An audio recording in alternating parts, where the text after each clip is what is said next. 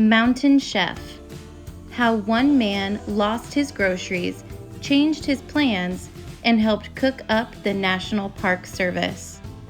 Written by Annette Pimentel and illustrated by Rich Lowe.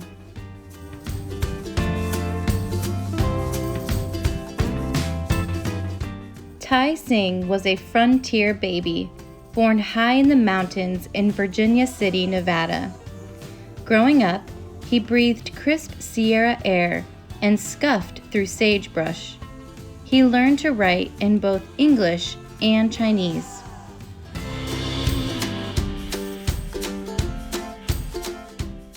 America was a tough place to be Chinese. Bosses paid Chinese workers less than white workers. Townsfolk spat out Chinese names like they'd swallowed river gravel. Most people with Chinese names ended up cooking in restaurants or washing clothes in laundries. Tai Sing, though, had American dirt under his fingernails and dreams as big as the country he loved. Cramped shacks weren't for him. He made plans, big plans.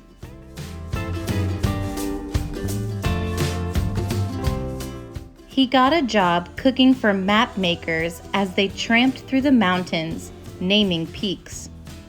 With sky for his ceiling and sequoias for his walls, he stirred silky sauces, broiled succulent steaks, and tossed crisp salads.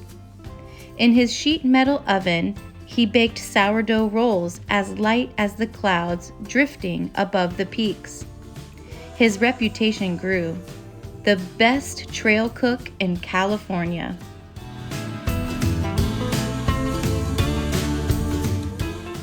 In 1915, Tai Sing got his most important job yet.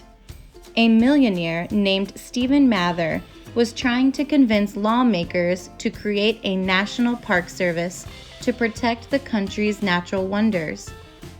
But in the city, the roar of business drowned out his talk of mountains and trees and animals. So Mather invited writers, tycoons, members of Congress, and even a movie star to go camping.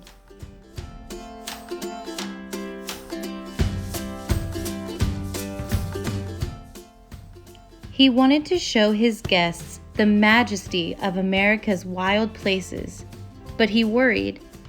Give a man a poor breakfast after he has had a bad night's sleep, and he will not care how fine your scenery is. So he bought the best camping gear he could find. New-fangled air mattresses for soft and dreamy sleep. And he hired the best trail cook around, Tai Sing.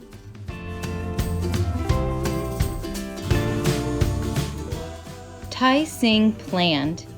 He mulled over menus for breakfast, lunch, and dinner for 30 people for 10 days in the wilderness. Lyonnaise potatoes, peaches and cream, frog's legs, English plum pudding with brandy sauce. He bought bags of flour and tins of sardines and bushels of apples and boxes of crackers and sides of beef. He crated grapefruit and cantaloupe. He hired an assistant, Eugene.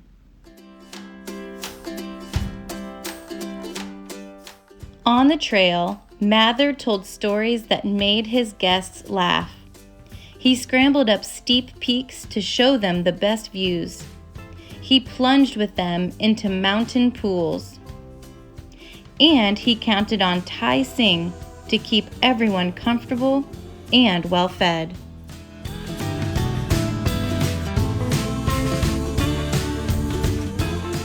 Each morning, Tai Sing woke in the shivering dark and whispered instructions to Eugene. They stacked firewood in the cook stoves and fed kindling to trembling flames until the fire burned steady and strong.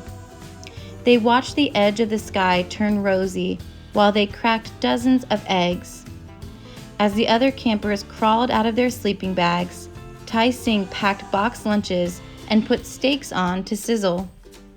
He served breakfast as a yellow edge of sun peaked above the horizon. After breakfast, the other campers left to hike to the next campsite, but Tai Sing and Eugene still had work to do. They heated water on the stove and washed the breakfast dishes. They opened the oven doors and stabbed at the ashes to put out the last wisps of flame. Tai Sing mixed a new batch of sourdough. Then it was time to pack. Tai Sing and Eugene swaddled the china plates, tucked them in a box, and strapped the box to a mule. They folded up the long banquet table. When the ovens were cool enough to take apart, they stacked them neatly and tied them to a mule too. But first, Tai Sing snuggled the sourdough box next to the mule's warm hide, so the dough would rise during the day and be ready by evening to bake up fresh for dinner. By the time Tai Sing and Eugene trudged off toward the next campsite, the other campers were hours ahead. Tai Sing and Eugene arrived at the new site just in time to assemble the camp stoves and start a cook fire for dinner. While the oven heated, they washed the heavy linen tablecloth in an icy snowmelt stream and spread it, brighter than whitewater foam, over the table. They unpacked the fine china plates and folded thick cloth napkins to cradle the silverware. Then Tai Sing began to cook. He assembled sardine hors d'oeuvres, sliced juicy cantaloupe, and squeezed lemons to make tart sweet lemonade. He grilled steaks and venison, fried fish and chicken, and baked sourdough rolls. He served up gourmet meals as fine as any you'd find in a San Francisco restaurant. Tai Sing knew how to plan.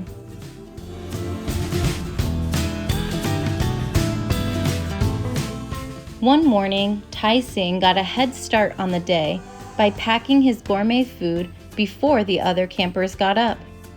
He strapped it to a mule and then tied the mule in the meadow where it could munch green grass and purple lupine. He dashed back to the stove to fry another egg and dish up more potatoes.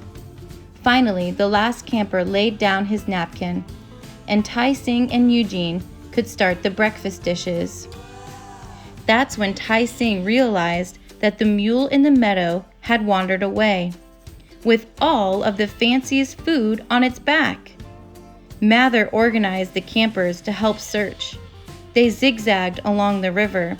They crisscrossed the meadow, but the mule had disappeared.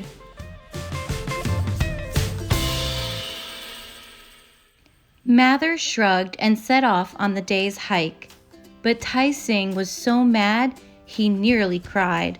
What a disaster! His carefully planned menus were ruined. All that day, while he plodded past boulders and wound through sagebrush, he cataloged the food he had left and dreamed up new menus. He changed his plans. That night, there were no fancy hors d'oeuvres.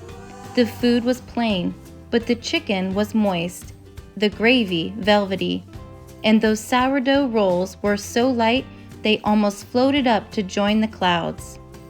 For dessert, Tai Sing baked all-American apple pie. Mather and the other campers sighed happily as they pushed away from the table. They gathered around the blazing campfire and talked about the stunning scenery they'd seen. They told ghost stories. They made plans for convincing Congress to create a national park service.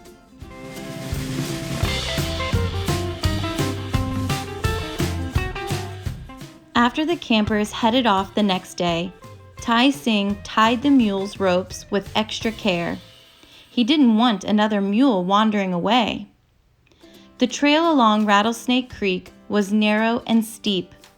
Tai Sing stepped carefully, loose rocks shifting and crunching underfoot. He took it slow, but one mule drifted too close to the edge. Clatter, clang, crash! The mule tumbled off the trail and down the cliff. Boxes burst and bags flew open. Utensils and food flew through the air. At the bottom, the mule shook itself and scrambled back up. It was fine, but the food and gear were not.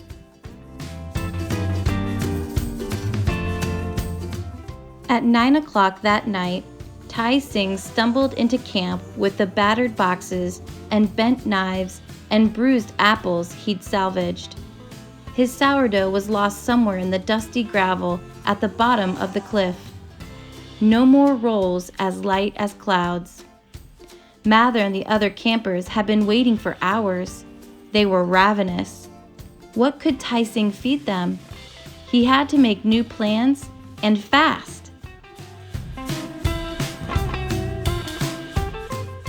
The food would be simple, but Tai Sing could make sure the setting was elegant.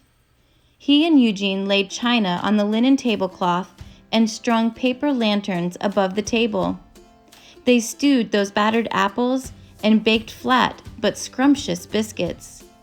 That night, the campers ate the best applesauce they'd ever tasted.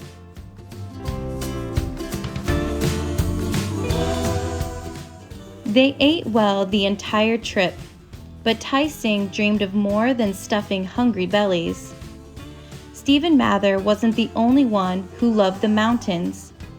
Tai Sing had the Sierra singing in his blood. He, too, planned to fill the campers with memories. The last night, for the first time, he didn't hover over the cooking pots. They bubbled on the stove while he bent over tiny slips of paper and wrote in English and Chinese.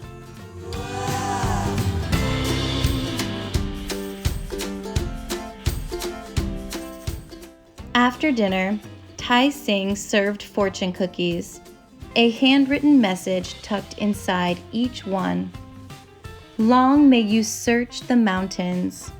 Long may you build the paths through the mountains. Where but in the mountains would such a man become a spirit with the mountains? The campers read their fortunes and grinned. They would remember the crackle of the campfire and the slant of morning sun across the trail. They would remember dining around linen tablecloth under the trees.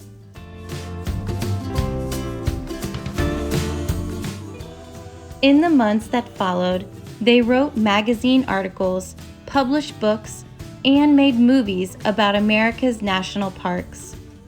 On August 25, 1916, exactly 1 year, 1 month, and 1 day after Tai Sing served his fortune cookies, Congress created the National Park Service. On that day, Tai Sing was on the trail, cooking up more mountain magic. Today, if you visit Yosemite National Park, you can hike to Sing Peak. It was named for Tai Sing, a mountain-loving American who knew how to plan.